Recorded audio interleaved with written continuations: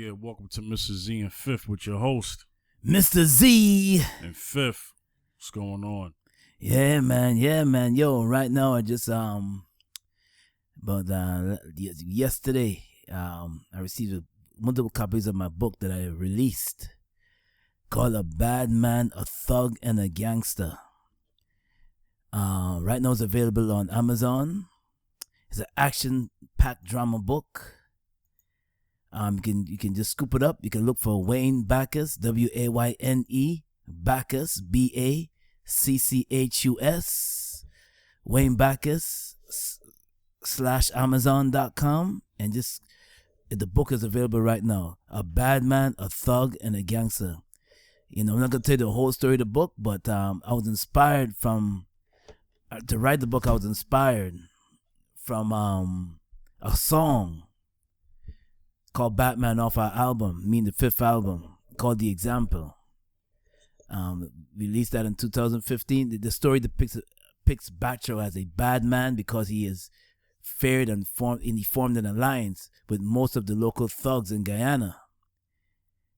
He traveled to New York City, and when his cousin Vision called him to take over New York chapter, the operation in New York City.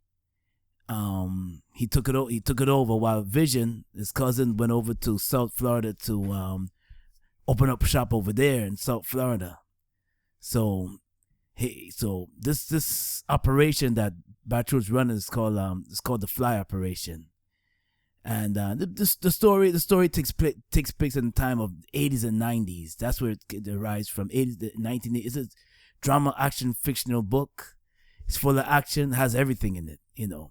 Suspense, humor, you know, of course of murder in it, and Batcho, he extorts and he squanders, and then he forms an alliance in Guyana, and then and people are looking for him in Guyana, and then he comes over to New York City because his cousin called him because he had connects, and he was making a name for himself from Guyana. Then he came over to New York City and he made a name for himself. So yeah, go pick up a copy. It's a fun read, and it's and you'll learn a lot from it. But also you get a lot of you'll want to read more and more for it because the story is a great story I created. And that's, like I said before, I was inspired to write the story from the song from off the album called The Example album, that me and Fifth, a duo album, gospel, reggae, and hip hop album.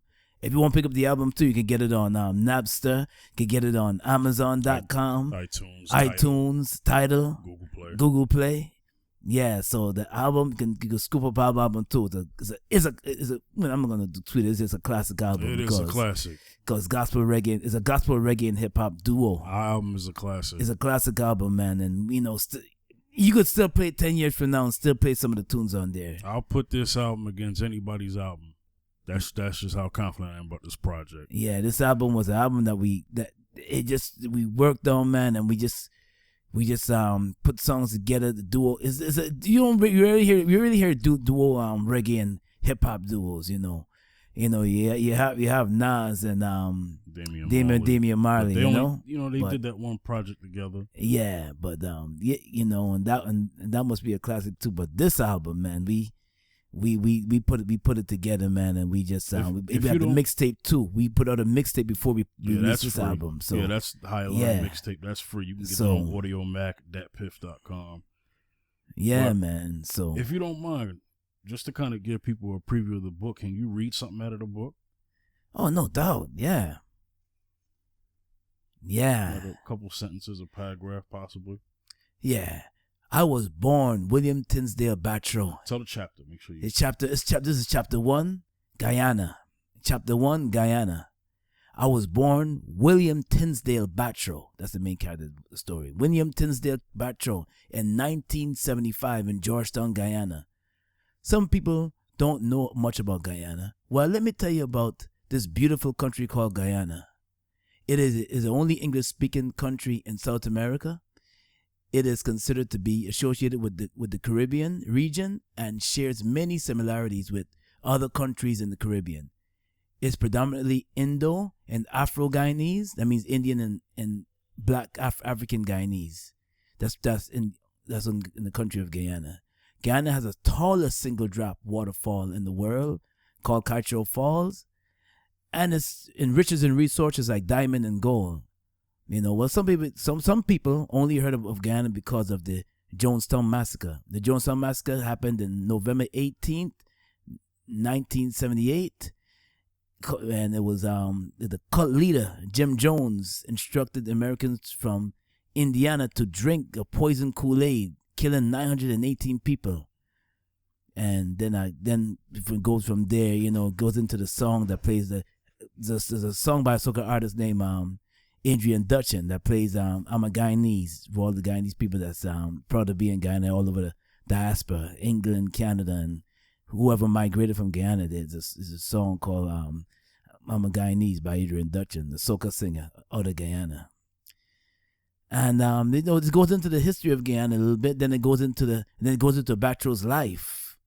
Read something from Autumn before we do that. I just want to let everybody know today's topic is called "When Good Cops Speak Up." Yeah, we're gonna say a lot of things. We're giving a brief introduction, promotion to Zaccheus' book. Mm-hmm. We're gonna get to the subject shortly. I just want to have Zaccheus read something furthermore, probably in the book if he wants to, to kind of give some idea and give you a reason about this book. Kind of I'm not saying you got to go into like a climax part of the book, but try to give us something that's probably somewhat of a type of action, I guess, of Batro. Okay, let me get into Batro now. Okay, let me get into Batro a little bit. I was raised in All Boys Town. That's a town in Georgetown, Guyana. I was raised in All Boys Town, and in 1985, at the tender age of 10, I saw my father murder a man right in our house over a game of dominoes with money involved. My father was crazy. He kept a pistol underneath his pillow. My mother pretended that she didn't see anything. My 2-year-old baby brother, Michael, was crying. My mother picked him up to console him. My father was the leader of the notorious Batro Posse. Those boys run things in Guyana. They had a strong connection with the drug trafficking in Colombia. I look up to and admire my father because he was feared and respected. My father beat a man half to death in front of me because the man owed him money. From that moment on, I had a craving for killing. My father was arrested for drug trafficking, murder, and extortion, and has been in prison for at least 10 years now. Oh, man, and on October 7th, 1992, he died in prison from a heart attack. Well, so the guards say. He was 56 years old. When my father died, the Batro Posse fell apart like a crumb cake.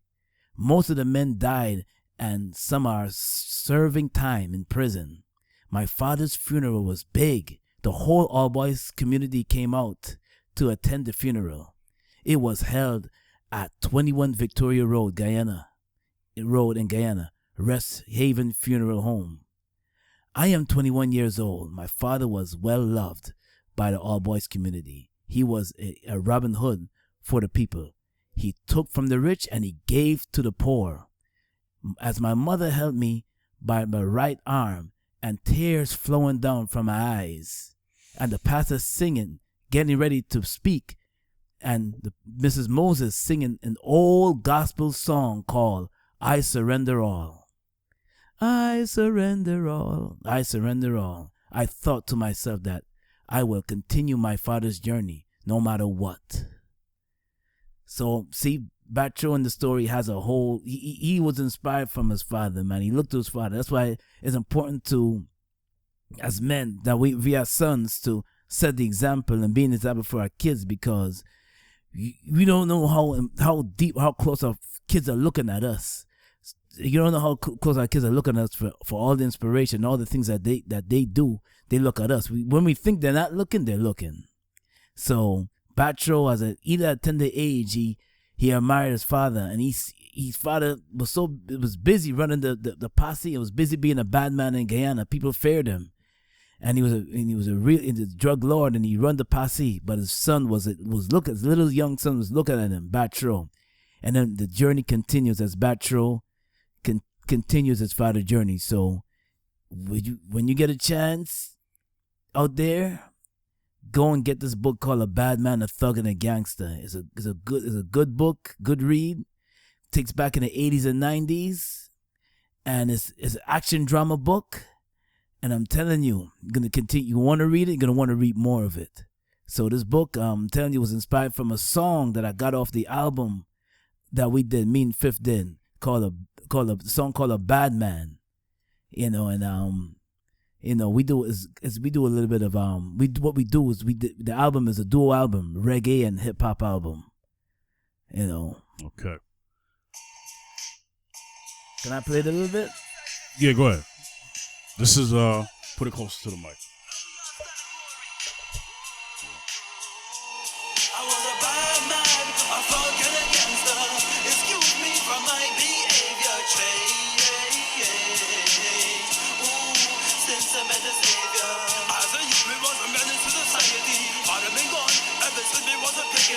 Selling drugs out of from mentality. Me run the city, that's where me want to be. Mama doesn't tell me I'm involved in a robbery.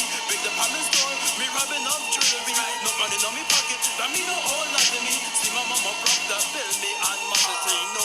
You're not gonna catch me walk no 9 to 5. Also no people, me strive to stay alive. No books, no school, cannot be one of those guys. But me a top gangster, that's what me fantasize. Scarface my hero, that's what me realize. No pretty girl, got me mesmerized. I'm a top dog, a gangster on the rise. Christ love me, but me still not open. All right. So we're going to get into our topic. That was Bad Man from our album. Our setup is a little different. I don't have... That's why you heard it from a cell phone. But anyway. It's okay, man. The album is great. Like I said, it's a classic. So we're going to get into our... once again, get Zaccheus' book. He going by his real name on the book, Wayne Backus. So I don't want to confuse that. So get my brother's book, and we'll get back into his book at the end of the show. Yes, definitely. So what we got to talk about today is very important. We're going to talk about when good cops speak up. For those of you who have heard this show and have heard us and the things we talk about with police brutality, we're talking about the consequences of what happens when actual police do say something. How you goes to show you how much of a gang this police organization / army is. Is to the point where if you say something, you'll be held accountable, you'll be demonized, and you'll lose your job, or you might get set up to get killed. You know, in a line of fire, your partner may not help you. You know what I'm saying? And how they force people and what do you call? You hear a lot of, and you don't just take my word for it. We're gonna play you a clip. I'll get into that in a second. I'm gonna play you a clip that you might have seen that viral about police officers who happen to be police officers who are black and Latino, and they're telling you what they went through, speaking up and not falling as pawns to the agenda of this police organization / gang / army is trying to get them to do to people who are disenfranchised. So we just had something that just happened. Like I mentioned this last week about what happened in Tulsa, Oklahoma. Yeah, the police officer Betty Shelby she was cleared of all charges. Okay, so she's back to work, and she's going to get $35,000 in back pay. The days that she could $35,000 in back pay. I mean, who gets that in a year? There's a lot of people who don't even get that in a year. In a year, 35 in back pay. Right. Wow. So wow, I may be kind of misleading how that payment goes. I'm just saying I got the story from Daily News, New York Post, and they said that's what it said, $35,000 in back pay. So, she is going to be out there as business as usual. I mean, for those who don't know, when Terrence Crutcher got killed, somebody in a helicopter, which that somebody happened to be her husband who worked, and he said from the cockpit of the helicopter, "Man, that looks like a bad dude." How do you know? The man had his hands up. You know, his car was, like I said, he was having car troubles in the middle of the street. People like the stereotype. Well, yeah, but people like the stereotype, but it also speaks on who they are. And if that's her husband, let's just keep it real. If her husband talks like that and she's married to that man, it's very possible that she believes the same very thing. They share the same sentiments, values. Mm-hmm. You know, like you have people that say, you know, you have people out there talking about they married to a white supremacist and they was married to him for 20 years. Okay, then I'm going to go ahead and assume that you may be too. Yeah, because married to that man for 20 years. Yeah. Yo, you know, they say, "Oh, I'm not racist, but my wife is." Yeah, but that's your wife. So why is she your wife then? Yeah, speaking on that, man. Let me tell you something. Speaking on that, I've heard stories, man. I heard a story where what do you call it? Where a white guy married a black woman, right? And they like to play roles. They like to play little roles, and they guess they like to play sex roles. Oh, Lord. Yeah, and she said that he wanted to pretend that she was a wench. And he was a slave master, and he used a whip to get her to do what he want sexually, what he want her to do. And she said she was offended by it. But you should have known that he was this way before you married him. Yeah, and the fact that that's his fantasy, that was his fantasy all along when he married her. He's like, okay, she's black? She's black. Okay, so his whole thing was, I'm gonna get me a black woman and live out my slave play fetish. Yeah, and guess where they live? Where? Tennessee. Yeah, that's where the KKK started, right? Yes. Yeah. So go figure. So let me ask you something, man, on this topic. Yeah, man. Is it okay? So we was talking about cops who speak up against police brutality, right? Yeah.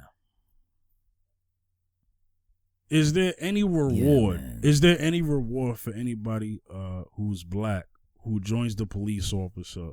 The police. Excuse me. Who joins the police force because he wants to build a bridge between the police and his people. No matter all the things that we've seen, does it even reward a brother for even doing that? If he's just gonna be called out on being a good cop? No, because you know what it is? Most the police officers, when you first join the force, they say blue, and you're considered blue. In other words, some of the officers say there's no black and white, there's just blue. That's a lie. And that's what they say. Yeah, I know. Yeah, and so when you say you want to build a bridge between the police and the community, the black community, and the police, it's more like, well, I joined the force, but I am the police, so therefore I gotta eat. And it goes into like, if I see wrong, should I report it, or is it gonna be my you know what? Yeah. So it's like it's a compromise. It's a compromise. Yeah. I mean, yes, they do have a lot of good police officers out there, but they do have some bad apples. Right. And the thing is that when it comes to like being honest and being upright and honest, sometimes you pay a penalty for that. You pay a little penalty for that. You could be upright. There's some officers that have been turned into justice because they did wrong. Some, but in certain cases, no. In many cases, no. And sometimes you got to be careful. You gotta be. In other words, you gotta play something. And most of the time, you gotta play the game. Sometimes even if you see another officer doing wrong, you could pull him aside and talk about it. But doesn't behold, you report that officer, it could backfire on you. Some stuff can backfire on you. So as an officer, especially being an officer of the law, black officer. Sometimes you got to be careful because if you're not part of that boys club, and if you are a standout like a sore thumb, you can be weaned out. It's all, well, some places it's all about clicks. It's all about, am I fitting in? Am I fitting in? In order to fit in, you got to play the game. And if you're not willing to play the game, you could be. If you're not willing to play the game, you could be chumped up many times. Kicked off the team. So it sounds like what you're saying is that there is no reward for right, and you're only saying that because the only reason why you're saying that, and I agree with what you're saying, is that when that happens, they compromise. Yeah, man. They compromise their paychecks with, I need to stand up for what's right. Right, so right. What I'm hearing is, if you want to stand up for what's right, you can't be a police officer. That's what it sounds like to me. Yeah, well, because who's running it. That's why. Yeah. It's not because it's impossible in any situation, but if you're going to, according to the FBI, they said the police force nationwide has so much white supremacy. The thing is, the FBI gave us that news, but they're not doing nothing about it. You know what it is? You know what I'm saying? It's to them, they don't feel, if it doesn't benefit the FBI, if it doesn't benefit certain things, then they don't feel the need to push it. If you know what I mean. If that envelope is not pushed, as far as like, well, if we, they feel that they see a need in the community. They see there's a need to form an alliance and form a peace and a truce between the police officers and the black community. They see a need. There's a need for it. Right now, there's a need for it because every time when people think about a black man, a police officer, or the black man is handcuffed, or the black man is or done on his stomach getting handcuffed, they say, "Oh, that brother is in trouble." They say things like, "Oh, we need to retrain these officers." No, you're just gonna make them better killers. Right. So that code word to me is when we need to retrain these officers. They use that to shut black people up. Oh, police reform. No, so you need to get these race, like Tariq Nasheed calls them. You need to get these race soldiers out of the police force. Then we could talk about training. It's who they hire. It's who they put a badge on. Because a lot of the times as a police, some officers do want to speak up. Yeah, but they see wrong. They do see wrong, and they do see some things that they shouldn't see. Sometimes some of them might even put their partners and say, "Hey, what are you doing? Chokeholds are illegal. What are you doing? Chokeholds are illegal. What are you doing?" That's what killed Eric Garner. Yeah, that's what killed Eric Garner. They're illegal. But they say stuff like he died because he was fat and overweight. Well, you shouldn't have been around his neck. Yeah. There's many cases where some brothers been choked out, and the brothers been, I remember what happened at certain places that I remember. Happening even over here in New York City, Carter, Staten Island, but same thing happened to a brother I know, choked out because and they used his asthma as a excuse to why he died. So it's some officers do want to speak up, but it's like, if they do, they're afraid of the consequences. They're afraid of the consequences, and remember, especially if you have a family, you want to feed your family. So it's like, if I do, what will happen to me? So I saw a police documentary real quick. Yeah. Explaining the chokehold. They said that the chokehold was first, actually. Yeah. Then they deemed it illegal, and then that's where the baton came from. Yeah. Because they felt, okay, then we need a police argument was, if we can't apprehend this the suspect or whatever, or who we're trying to arrest, then we need to find a different form of how to apprehend without killing them. Right. So that's where the baton came from. This is a documentary that I saw about police in LA. Yeah. But that didn't stop the chokehold. People still do it. We saw Eric Garner right here on Staten Island on Bay Street. How he almost caught him to the mic. how he right on camera, Yeah. and we saw the police officer Pat Delano, if I'm saying his name right, walk scot-free. Mm-hmm. So that didn't get condemned. Okay. So I want to do this. So that segues into what we're talking about. Yeah. I'm gonna play this clip. Yeah.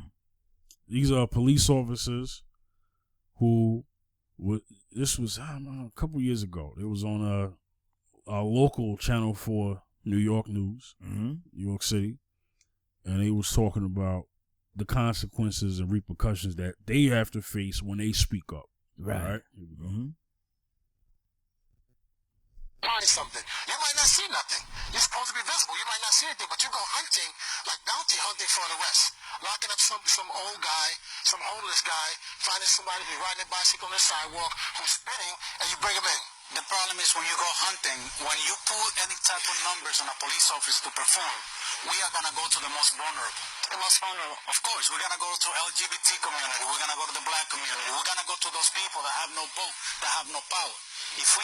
Okay, let me stop right there. Did you hear what that man just said? Now, no power. I'm gonna go right to the black community. He said LGBT, which in my opinion, they have they're able to organize better, and they have better resources to fight against police brutality than blacks do. That's a fact. But he mentioned black people. He mentioned Latino. He said Latino, right? Hold on, let me play this again. Play that part again. I'm gonna play that part again. I'm gonna play the whole thing because I want people to think on that. Office to perform, we are going to go to the most vulnerable. The most vulnerable. Of course, we're going to go to LGBT community. We're going to go to the black community. We're going to go to those people that have no vote, that have no power. If we start doing what we're doing in Midtown Manhattan, a phone call to the mayor's office is going to be made.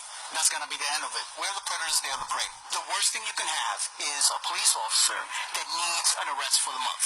So you're all minorities. How does that make you feel? It's horrible. This is something coming from the top that trickles its way down, and this is why we're all here today. We first interviewed Officer Edwin Raymond last month. He says he's been recording conversations with NYPD officials for the past 2 years in an effort to prove alleged quotas and retaliation against cops who don't rack up numbers. They're breaking the law.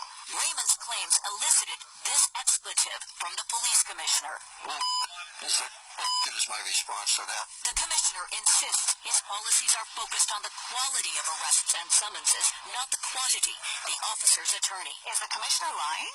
Yes. Commissioner Bratton is lying.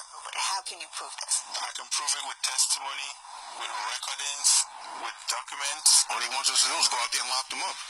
They told us it's easier to get numbers out here because you work in this type of community. Are you arresting for stuff that you shouldn't be arresting for? Well, that's why we're here. We don't do it.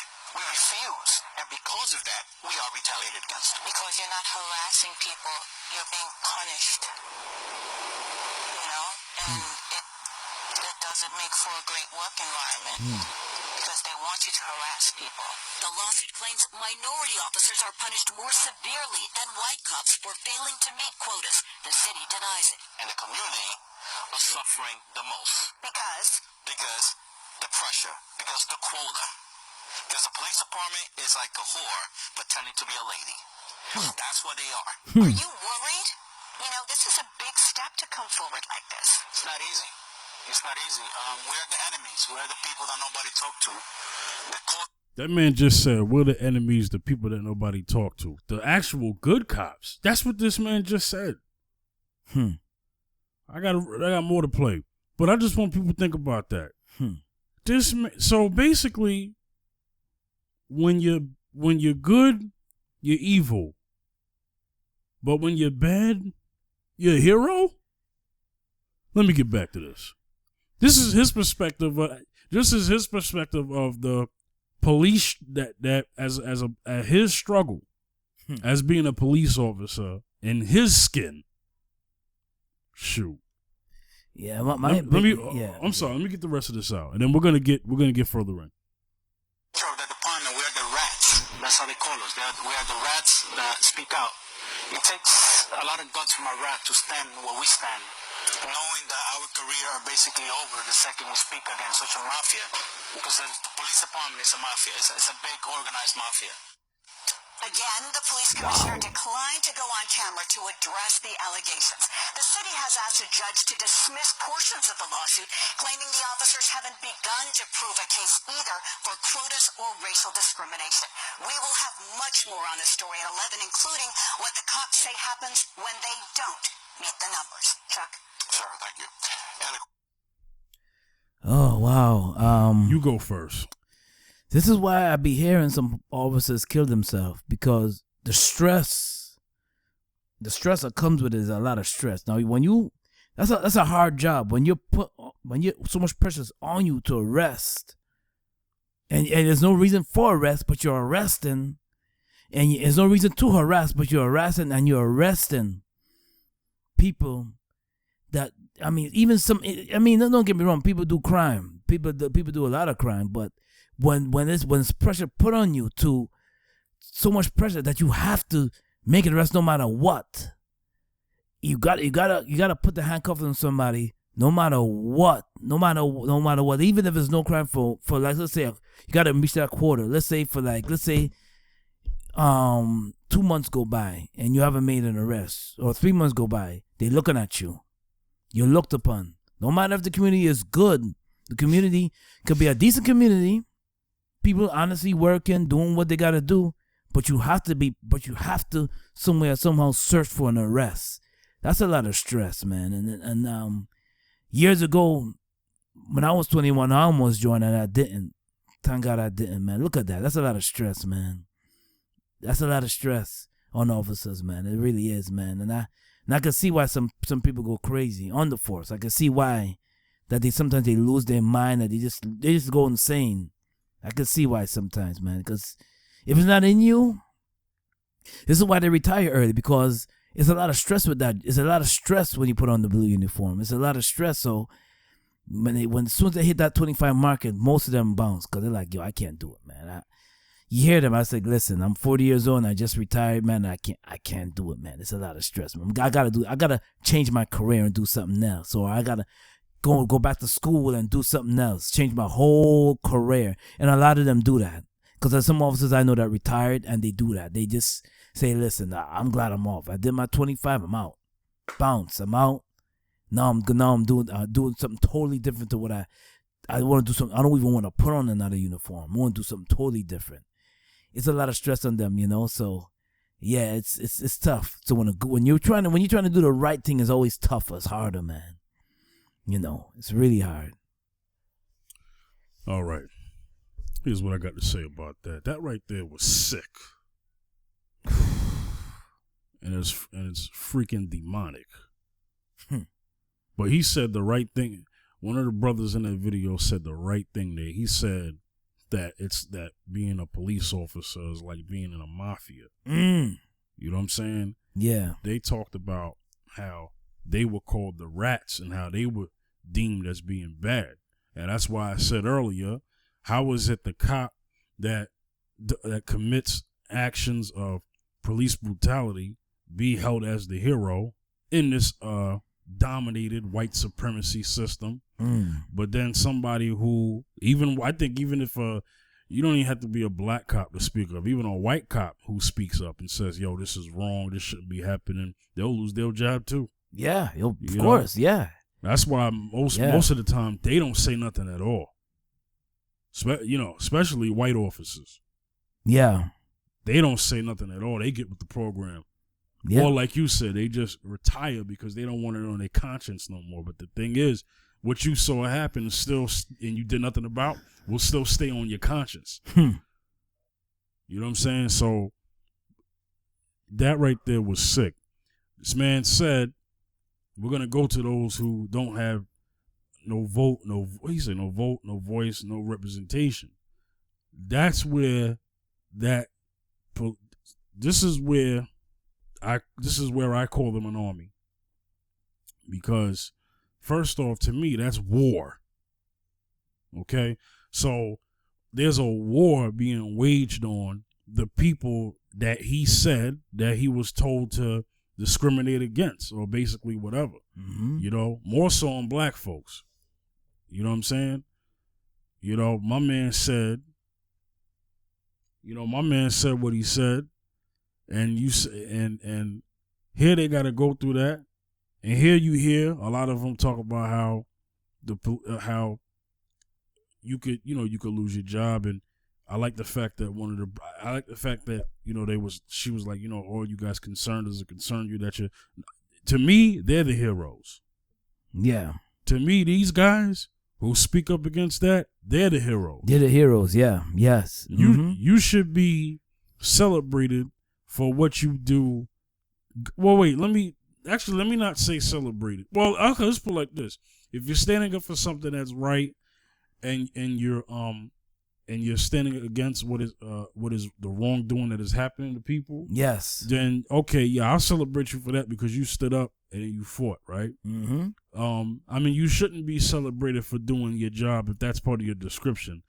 I just wanted to make that distinction because it's like a cop does. It's like, you know, a cop arrests somebody and doesn't kill him, and then we say, "Thank you, Lord, thank you, Jesus." But that's only because we don't want him dead. I mean, it's to that point where police brutality happens so often that we lose track of who's getting killed, you know, this morning. And then when we hear, let me tell you something. I'm going to keep it real.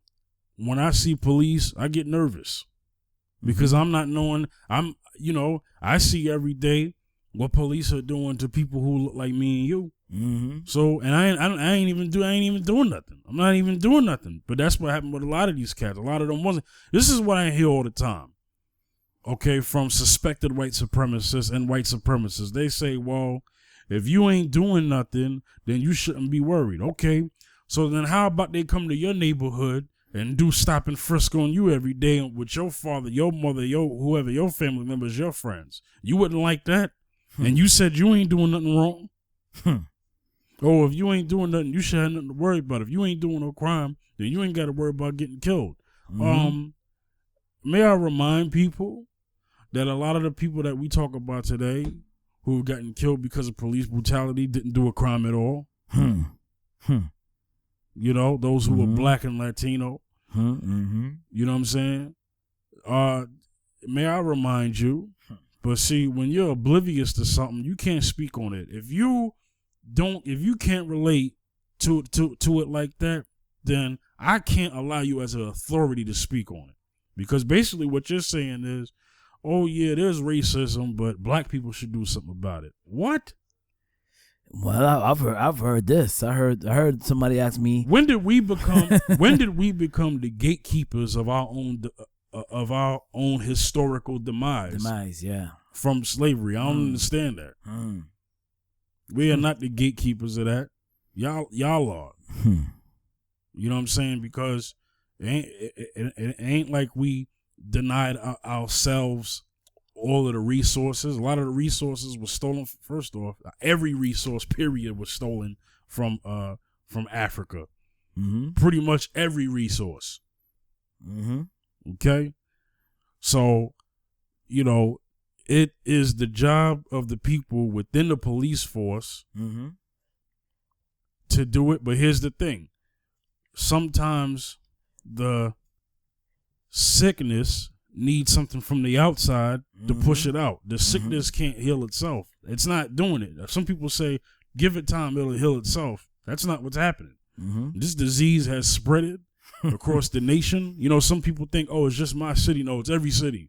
It's every city. It ain't just, yeah, that was New York, right? But that's every city. That's every city. So to answer, to go to what you said earlier when I asked you, is there a reward? Heck no, there ain't no reward. No, there's no. Because of that right there. Well, like somebody responded to this to what was written on the Acquirer. You know, they said there's no benefit for the police officers. When the police officers when a good police officer reported, what does it benefit for him or her when they see something, they don't and they report it. There's no benefit in it for them, so they keep silent. Yeah, but like going back to what you say, it plays on your conscience though. Yeah. It plays on you gotta live with your conscience. You gotta get up in the morning and you gotta go to bed, and it plays on your conscience. That's about it. But is there a benefit for it? Probably not. So when it's damn if I do see it and I'm not playing with the team, what will happen to me? Mm-hmm. What will happen to me? Would it backfire on me? And that's what a lot of officers are afraid about. If I do speak up, what does thing backfire? If I do see wrong, and I do see corruption, would I be in trouble if I speak out? Right. Now, if let's say if you do speak out, would you be exempt as a hero? Most likely you will be exempt as a hero, but the threats, people are worried about threats and worried about feeding their families. Now, in a sense, you might say that, okay, if I do speak out, will my family be harmed? Would I be harmed? Because there's so much corruption out there. There's so much corruption in certain places and high places. Or would I just have to quit and do something else? Because I can't deal with the pressure. I can't handle the pressure of being an officer and standing up for truth and rights and justice. Now they have some officers that do the right thing. There's a lot of officers out there that do the right thing. But the only question is that, wow, if I see wrong, would I report it? And how would it affect me? Or would I benefit from it? Now, most people, some would say that they won't benefit from anything. They can't benefit from it. If they report it, they won't benefit from it because it might backfire on me, or I got a family to feed. I got to pay some bills. So in any job, a lot of people deal with that. Yeah. And I'm actually recording you right now on Instagram real quick. Yeah. Just giving a little sneak peek of how we do things on our podcast. So yeah, man. I'm gonna bring it back to you once again. Mm-hmm. Whether it be city enforcement, law enforcement, federal law enforcement, mm-hmm. any type of law enforcement, mm-hmm. like you said, they're under pressure. A lot of pressure, yeah. But it just goes to show you what exactly they're about. I know some people, this is kind of hard for a lot of people to understand. I would probably say, I say stuff like this, right?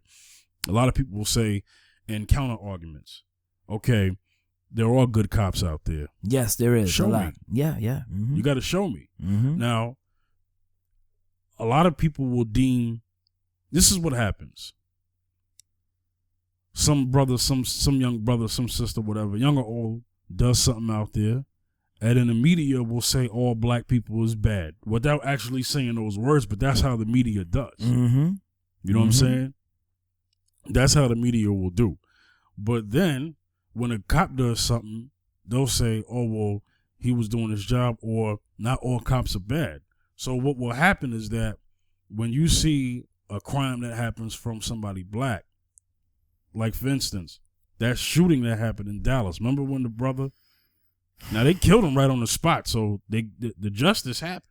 They gave him street justice. Yeah, man. Because some people will say, suspected white supremacists out there, and white supremacists will say, oh, well, how come when a police officer gets killed, nobody marches? Well, first off, because when a police officer gets killed, especially by somebody black, that black person is either thrown under the jail or he's killed right on the spot. But you see stories of all the time of white people who have killed cops, and they, get in a courtroom. They get to see another day, more so than somebody black who does. Now, if you kill a cop, that's your behind. I'm not saying that's your behind. Yeah. Mm-hmm. if you do that. I'm not saying that. I'm not saying it in that sense. Yeah. I'm not backing up nobody who does that. Mm-hmm. Don't care who you are. Yeah. It's not. It's not justified. That's not justified. But it just goes to show you what happens. Mm-hmm. You know. Yeah. So I'm gonna bring it back. To you. Mm-hmm. What advice would you give somebody who wants to be a police officer these days?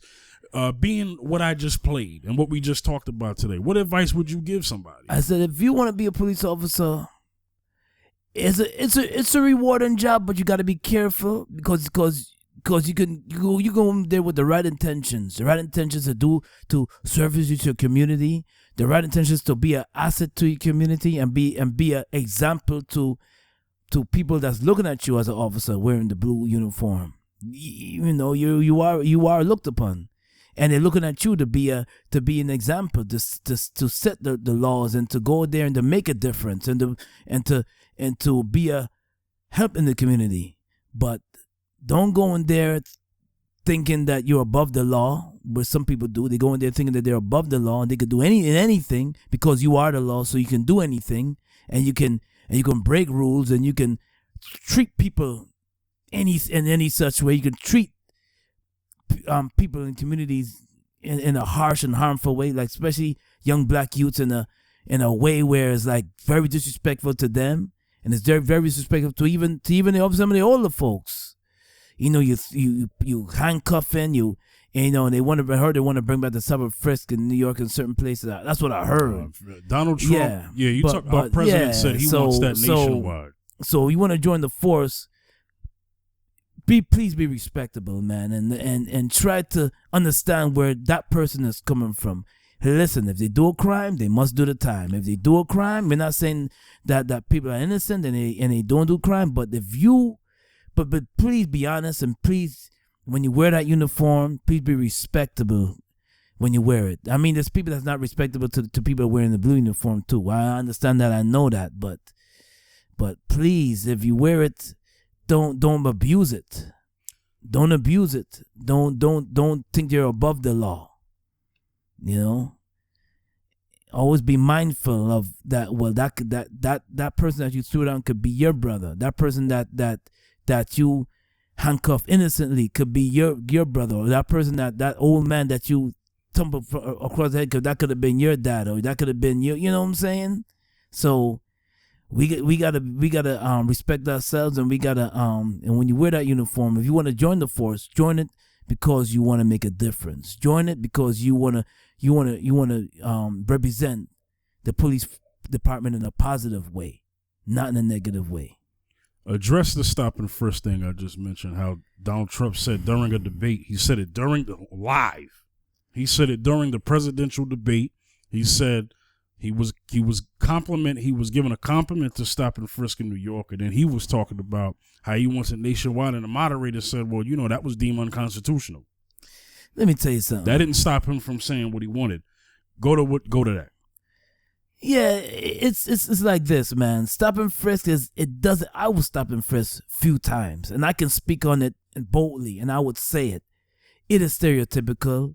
It's biased, it's stereotypical, and it shouldn't even be in the New York City diaspora. It shouldn't even come back because it is so biased, and they stereotype you. What they do is whoever never experienced it is they look at you and they see you either driving or they see you walking, and automatically they just pinpoint you as a criminal. Automatically you just looked at somebody like a suspicion, and they handcuff, and what you're doing is you're handcuffed because they said they're putting the handcuffs on you for their own safety. Listen, we're putting the handcuffs on you for our safety. And what they do is they vandalize you. They empty, like what happened to me when I was a kid. They empty your back. I'm walking from school. They empty them backpack on the streets. They throw you all your belongings out in the street like I did a crime. And all I was doing is coming back from school. Or they when you're crossing the street, the car pulls up in front of you and you're trying to cross the street, and then they throw you on a car on top of the hood saying that, oh well, you look like you had a concealed weapon. But yet when it was not even a concealed weapon, it was a pen. you know, and it's like, you know, it's still so biased. They should never bring that back. I mean, it would be an uproar if they bring that back, and it shouldn't even come back because it's so stereotypical. It's so biased. They look at you and they look, especially young black people and Latino. They look at them and automatically you looked upon as like you did something wrong. And you didn't do anything wrong, you know. So can you briefly go into your experiences in further detail, like as far as when this happened? Well, a few years ago, this was years ago, but I could go into that one too. When I was a kid, when I was coming from high school, I was walking from the school, and I didn't live too far away from the school, so I was able to walk. I was not driving yet. Remember, I was coming out of high school, and all of a sudden now, these two undercover police officers, white, grabbed me, and they said it looked like I had a concealed weapon. They took my book bag off of my shoulders. They put the handcuffs on me. They pushed me against the wall, put the handcuffs on me, emptied my bag on the street in front of everybody, broad daylight, and said it looked like I had a concealed weapon on me. I was embarrassed. People stood around me, staring at me, and they were yelling at the cops, saying, "Yeah, we know why you did that. We know why you. Yeah. You only come around here and do that to us, right here on Staten Island." It's walking from IA-61. This happened on if those who don't know, it's happened on Staten Island, Jersey Street, years ago. And then second time, walking the street, I was in Brooklyn. Who knows Brooklyn? Clarendon Road, Beverly Road, over there in Brooklyn. Coming from a studio. DTs came out the car, rushed out the car. They was coming in a black sedan, and they came right out the car. They came out the car. Four officers came around me and said, "You look suspicious walking in the neighborhood." Now may I remind you, this is maybe about 5 o'clock in the afternoon. Just coming from the studio. I was coming from a studio called Rough Stuff Studio. And they surrounded me and said, "Oh, you look pretty suspicious." They had a report of a suspicious being in the neighborhood. Now, I'm leaving the studio. So what they did was they said they're going to put the handcuffs on me. I said, "For what?" I told them I didn't do anything wrong. I'm just leaving the studio. I said, No, you look suspicious. So this is what we're going to do. We're going to put the handcuffs. You're not under arrest, sir, but we're going to put the handcuffs on you for our own safety. Now, the other people in the studio came out the studio and they were like, "What's going on? We just came out the studio. What's going on?" They, "Oh, no, stay back." They're yelling at them, "Stay back, stand back." No, stand back. The officers are yelling at them. They're in plain clothing. "Stand back. We doing our job. Stand back."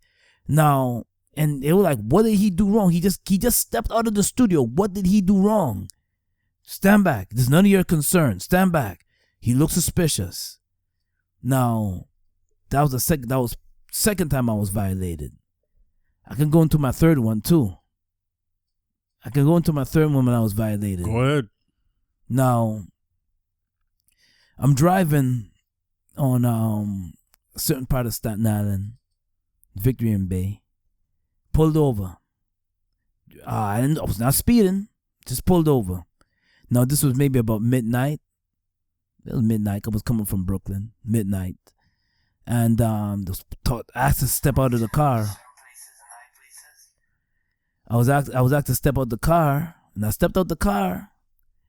And they said, "Listen, we're gonna stop your car because it looked like where are you going? This is 12 midnight. Where are you going?" I said, "First of all, I'm going home.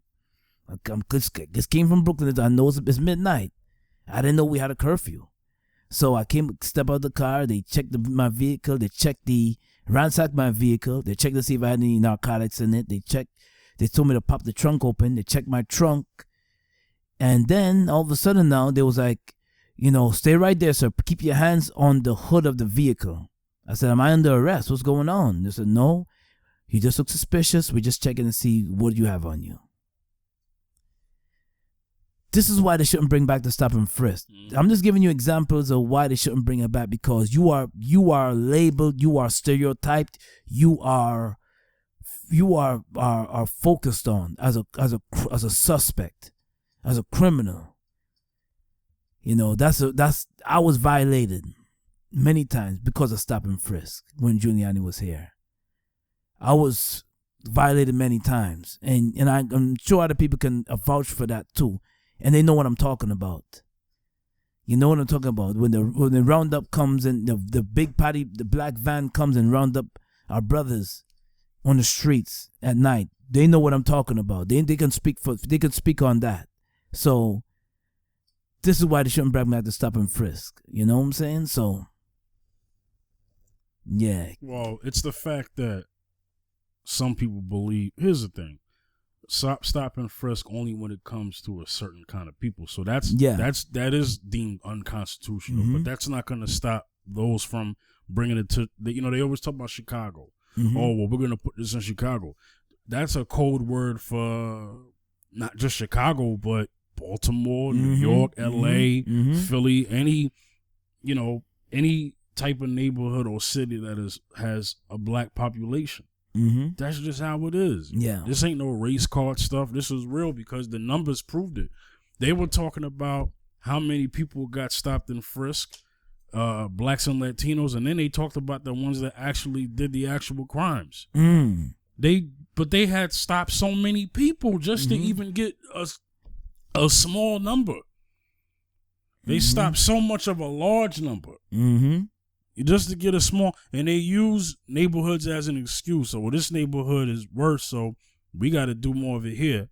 Whereas what was happening is that you was hearing stories about brothers walking in Soho and Chelsea, and these are neighborhoods in Manhattan, and they were getting stopped and frisked. But that is more; those areas are more of what you would call upper class whites, I guess, those areas, right? But only the black people that were walking in those neighborhoods were being stopped. That doesn't sound fair to me. I could name a situation, it ain't stop and frisk, but I've had a cop threaten my life.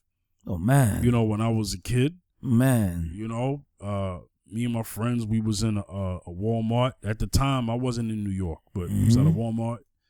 And one of my friends, she had my I was a kid. I was like 12. She had my cap gun. Like little cap toy guns. Yeah. Officer asked who was it. I said, that's mine. Well, because I didn't want to put her on the spot. You're right. So she was like, he was like, if you would have pulled that gun out, I would have shot you here. Like he was pointing on my body. So he pointed to my head, neck, chest, stomach, shoulders. He said, I would have shot you here. He named like nine areas. Wow. And then I said to him, it takes that much to kill me, officer? Wow. I'm 12 years old with that kind of wisdom to say that. Wow. I was calm and collected because my mother taught me at a young age to watch it with police. At a young age. I didn't get all crazy. I didn't at all. Right. My friend, he had a BB gun on him. He ended up getting arrested that day because we ran into some people that we used to go to school with. Some white supremacists who threatened us racially, threatened my life racially, and said that they was gonna and put me on a hit list. Wow. Yeah. Wow. I was 12 years old. I was in 12 years old, man. Shoot. That's wow. You know what I'm saying? I mean, that's not stop and frisk, but I've had a cop, like I said, threaten my life. Wow. Put the you know what I mean? There, put the bullet there. Yeah, he was pointing on my body where he would shoot me. Wow, man. That's just crazy, man. His partner was there, didn't say nothing. Like I said before, man. Well, because I think maybe I'm telling it a little ahead of what happened was my friend had the BB gun. My man walked up on the catch that we seen. Three white boys. They were some straight up. They were skinheads with hair, basically. Right. And they hated me for no reason, just because I was black. And because I wasn't no scared black man. That's another thing. I was willing to fight all of them. Right. Wow. See? Mm-hmm. You know? Mm-hmm. I was willing to fight all of them. How old were you around that time? 12. This 12 is years all old. 12. Oh, wow. You know, because they, calling me the N-word and everything. All types of stuff. Oh, man. wow. All types of stuff. I ended up putting my hands around one of them one day. Oh, my gosh. Yeah. You know? Phew. You know, and it was ridiculous. So, they was like, yo, he threatened me with a BB gun. I'm gonna be real with you. I don't know what my man did. I don't know what he did. Did I know he had a BB gun on him? Yes. I ain't saying no names, so I'm not like snitching. Yeah. I mean, whatever. I don't care. But he walked up on Cat because he was bullying his brother, which was one of my friends. And he was like, yo, you leave my brother alone, man. We're going to have a problem. He was older than us. Right. He was in high school. Yeah. He was like 14. 14, yeah. Okay. You know, they arrested him. You know, they arrested him. They didn't arrest us, but they arrested him. Mm-hmm. You know. And cop threatened my life. I'm like, dang, you ain't even threatened, you threatened my life, but you didn't threaten my man over here with the BB gun? Wow. And I'll admit, his BB gun did look real to some degree. Whew, yeah, wow. You know, my cap gun was orange. Oh, orange? It was like orange and like teal blue kind of color. It was weird. Weird blue. You know what I mean? Yeah. And the reason why I had it on because I was I was buying more caps. Yeah. I came home, my mother was like, yo, you can't have no more. Threw that in the garbage because she said, yo, God forbid somebody see that and kill you. Right, that's true. Yeah, she's right. She was right. Yeah. You know, a cop walked up on me and asked me for ID because he thought, what he thought. I showed him my ID and he was like, you can go. So, I had situations like that. But as far as like being thrown up against the hood of a car, no, I haven't had that situation. You know what the guy told me yesterday when I was at the cookout, a white guy from England. He asked me, he said, how does it feel? What is it to be a black man? In this country, how does it feel? What is it to experience being black here? I mean, I don't know because I'm protected by the supremacy. I don't know. He said that? Yes, he said, I don't know. He said he's protected from white supremacy. Yeah. So he doesn't. So I don't know. So he wants to know. He said, "What is it?" Well, at least he knew. Well, at least he knows his truth. Yeah, he said, and then he said, "Listen, my folks don't like to speak about it, but I want to know what is it? How does it feel to be? Because every day, you're a decent. Listen, you're a decent black man, decent citizen. You do what you got to do. You go to work, you go to school, you do what you got to do to feed your family and everything. But yet your life is. You don't know if you're gonna make it home because your life is threatened by police and by certain things that but the cops follow you home and all type of stuff. So and when we look at police, he said, when I look at police, they're there to protect. But when you look at the police, it's almost like a threat. When you see police, you almost see it like a threat. So I want to know how does it feel to be black, man? How does it feel, man? Yeah. Well, like I said, at least he knows his truth because this man said he's protected about. Look, I don't know if all white people know that, but that's what they teach them. That. Yeah. That they don't ever have to ever feel like how we feel. So they will. The problem is when you use it against us, it's like, okay, a lot of white folks will say, my parents had nothing to do with slavery. Well, if we look down the history, it's possible that maybe your grandparents might have. But even if they didn't, they benefited from it. 8% of whites own slaves, but 100% of whites benefited from the slavery that happened. All the whether it be at that time or now, because this country, white supremacy rules because what white supremacy took the lives of to get to where they're at. Mm-hmm. You know, I don't have like I say all the time, I don't have a problem with white folks. As a matter of fact, I love my people first, but I love everybody. Right. I'm not afraid to say I love my people first. I love everybody. Ain't about that. I ain't got a problem with white people, man. Yeah. I know some good white people, some. Yeah. That I have in my life, some. I can count on one hand, actually. I can count on one hand and have about like 4 fingers left. I'll just give it a real. You know what I'm saying? But you know, so it's not that. It's the white supremacy I have a problem with, because the white supremacy is a system that discriminates against everybody, even poor whites. Yes. But at least poor whites can say, well, at least I'm not black. You have white people who are poorer than some black folks, right? And still will have more constitutional rights than rich black folks.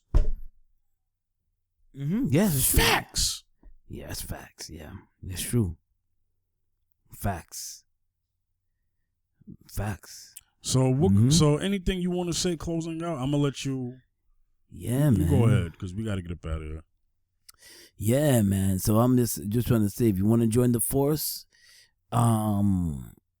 make sure you join it for the right reasons. Make sure you join it so you want to make a difference in the community. You want to make a difference in someone's life. You want to be able to save lives and also be able to have a rewarding career.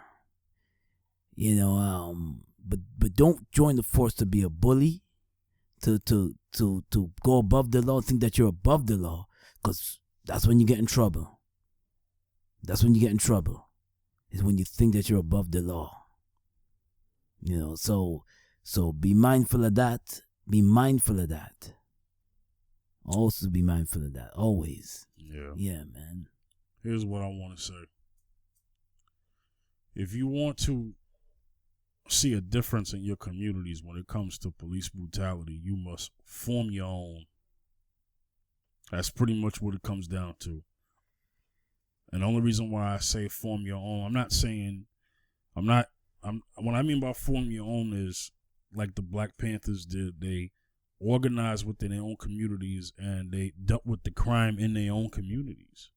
A lot of people don't give the Black Panthers that credit.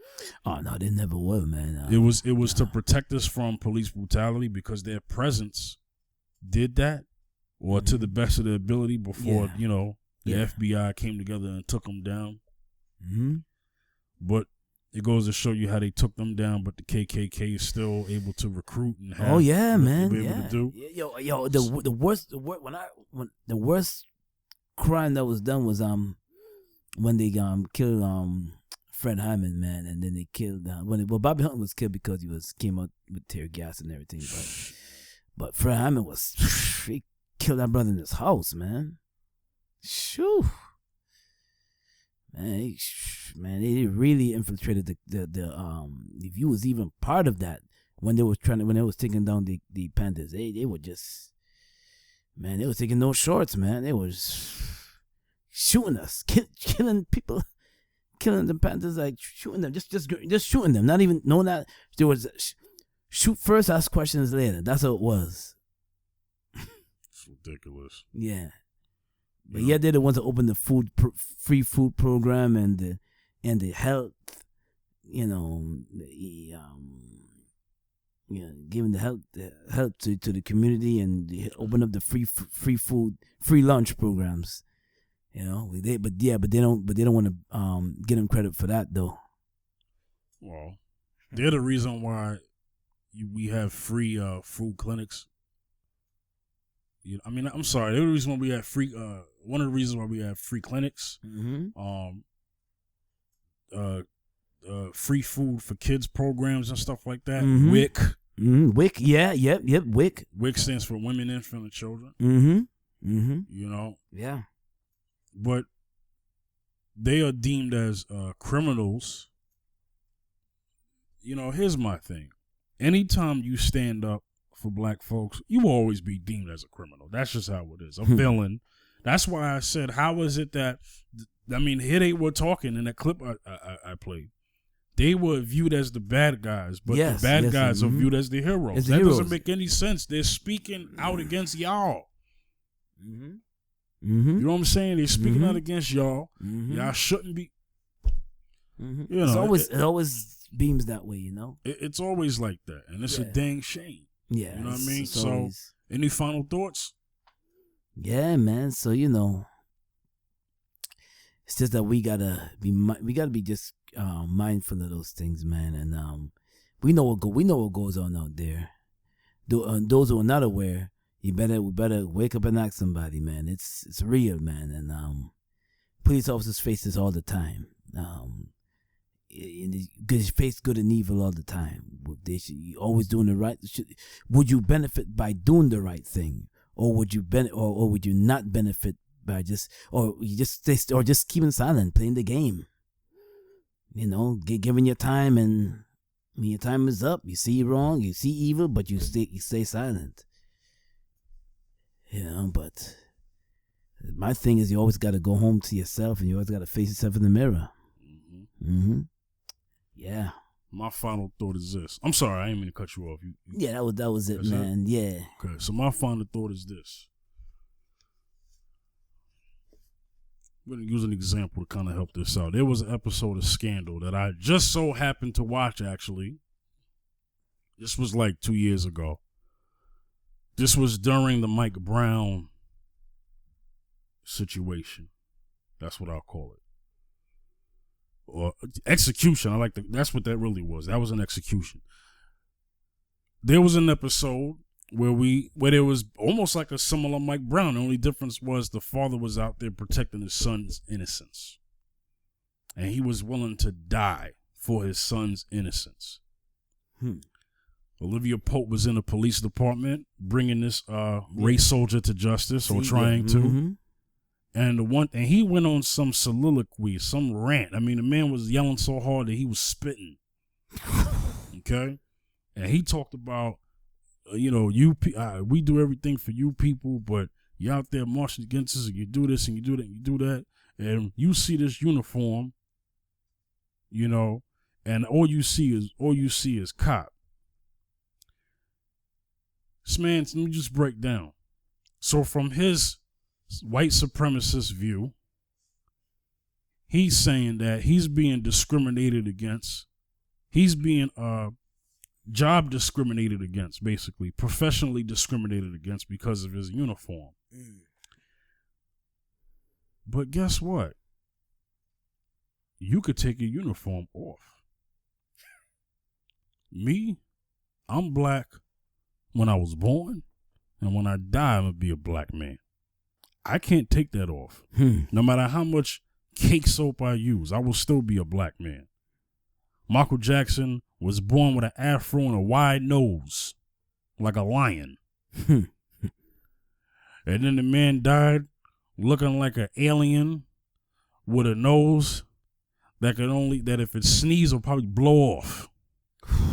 But that didn't stop people from viewing him as a black man, did they?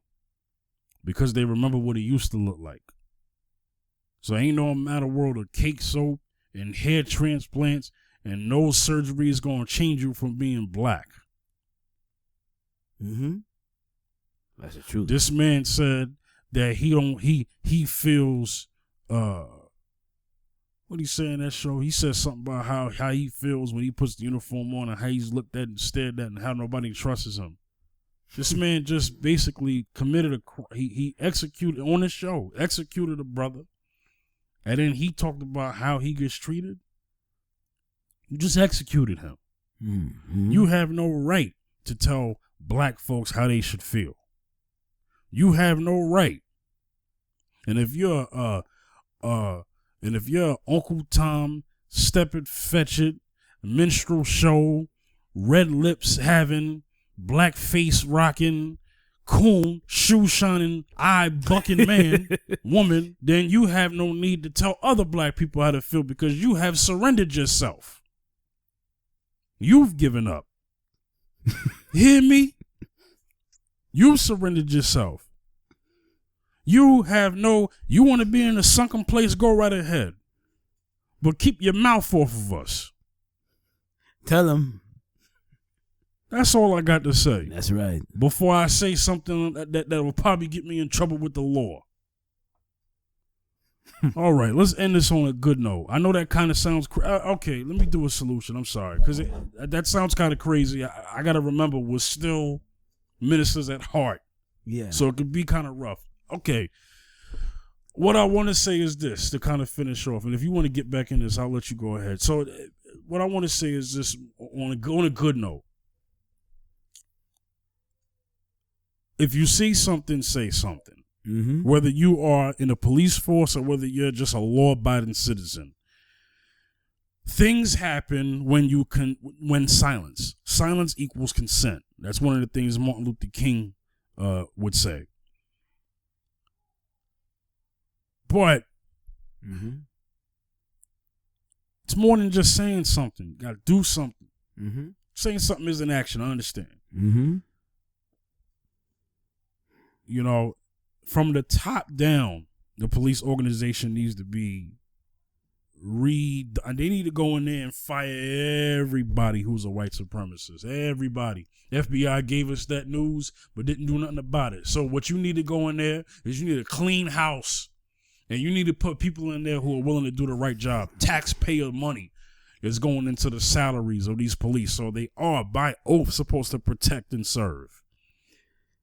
Okay? That's what's supposed to happen. So what I want to say is that I want to shout out to New Era, because New Era has a nice community watch programs in New Era Detroit and any other chapters that I have missed. You should join them. Keep them cameras ready.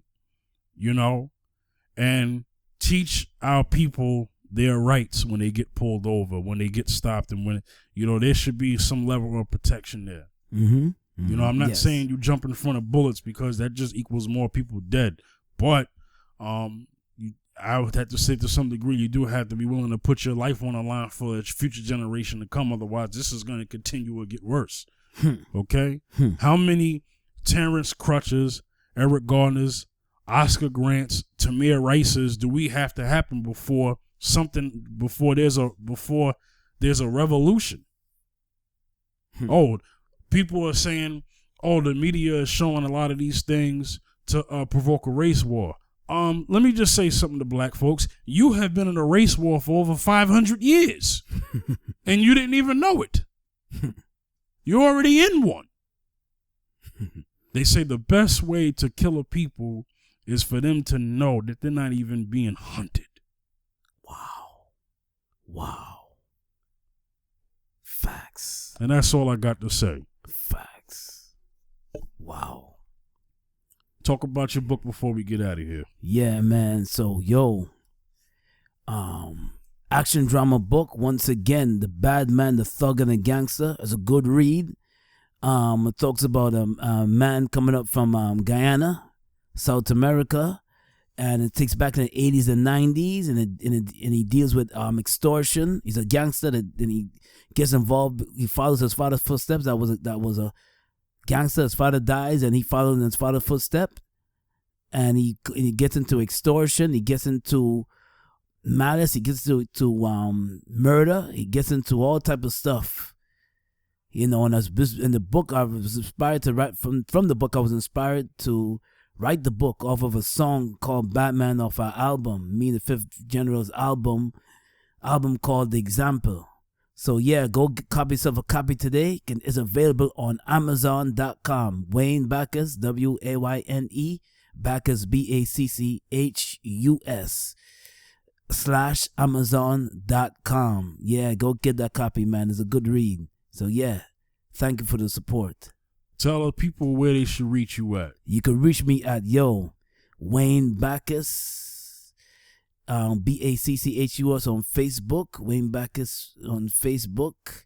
You can also reach me on Instagram, Zaccheus, Zaccheus, Zaccheus B73 on Instagram, and on Twitter, Wayne Bacchus 2. On Twitter is Wayne Bacchus 2. Last name is Bacchus, Wayne Bacchus 2 on Twitter. So yeah, you can link me right there, man. You can also get at me at the Fifth General, Twitter, Instagram, and Facebook. That's simple. Mm-hmm. All right, so this was another edition of Mr. Z and Fifth with your host, Mr. Z and Fifth. That's We're going right. to get up out of here. We'll see y'all next time. Cool. Peace. Peace.